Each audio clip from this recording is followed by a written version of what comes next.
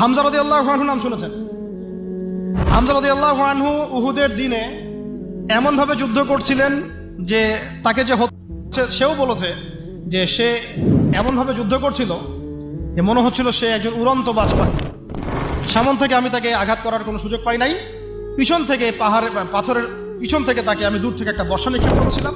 এই বর্ষা গিয়ে তার নাভির নিচে গিয়ে লাগে, পিছন দিয়ে বের হয়ে যায়। কিন্তু এই অবস্থাতেও তিনি তরোয়াল নিয়ে আমার দিকে তেড়ে আসতেছিলেন আমাকে মারার জন্য, কিন্তু তিনি পেরে ওঠেন নাই, পড়ে গেছে। তারপরে তার লাশকে চিরে ফেলা হয় এবং কলিজাটা বের করে দাঁত দিয়ে কামড়ে খাওয়ার চেষ্টা করা হয়েছে। হামজা রাদিয়াল্লাহু আনহু ছিলেন বদর যুদ্ধের সবচেয়ে শ্রেষ্ঠ সাহাবী, বীর সাহাবী, যার হাতে অনেক কাফের মারা গেছে। এই জন্যে উতবা, শাইবা এদের এক পরিবারের পক্ষ থেকে একটা আক্রোশ ছিল যে যুদ্ধে জিতিয়েন না জিতে।